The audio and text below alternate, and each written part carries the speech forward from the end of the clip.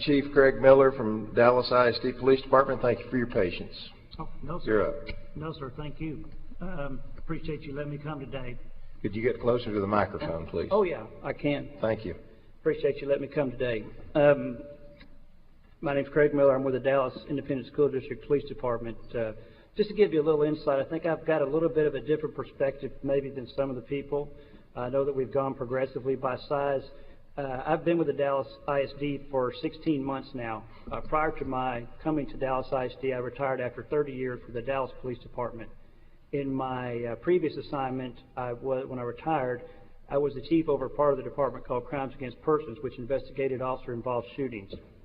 In addition to being the chief there, prior to that, I was for 5 years before that the homicide lieutenant, where I investigated and oversaw 750 murder investigations as well as 75 officer-involved shootings.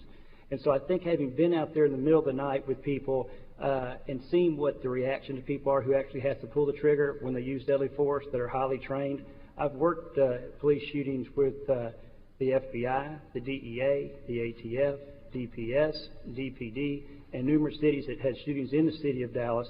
And in each and every one of those situations, every one of them, the officer was second-guessed and questioned whether or not the level of force they used was appropriate. I can say when you see a highly trained SWAT officer or you see a highly trained FBI agent and you see them involved in a situation where they're forced to use deadly force and they're second-guessed and you see how they react, I don't want to see a teacher put in that position. Okay, I'll say that starting off. Dallas ISD is a $1.2 billion budget. We have 158,000 students. We have 90% of our students are on free and reduced lunch. We have 227 campuses. We have about 150 or so of those are elementary schools.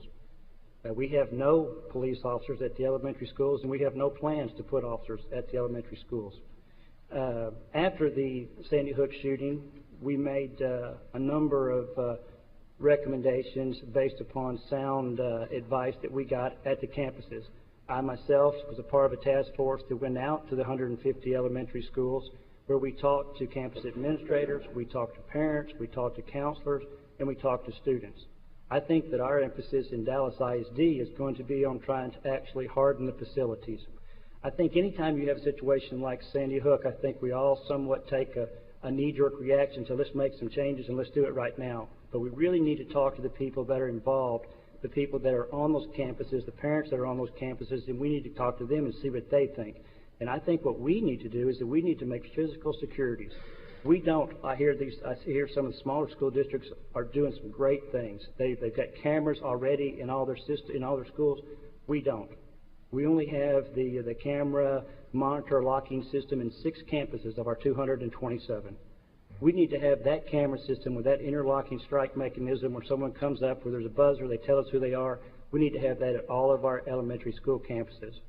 We need to have a camera system in all of our elementary campuses. Our camera systems are primarily geared, all our secondary, middle school, and high schools have those camera systems. That is not the case in our elementary schools. We need to have card readers. We need to be able to shore up the entrances and exit points of the campuses so it's more difficult for people to get on. Card readers will enable us to do that. And I think another thing that goes across the state when looking at campuses that have portables is that very few of the portables have anything but solid doors. And if they do have windows, the windows are instructed to be closed during lockdown. And so there needs to be a peephole installed on every portable in every building, in my estimation, in the state, but certainly the Dallas Independent School District. We made these recommendations. They're in the pipeline right now. They've gone up to our superintendent.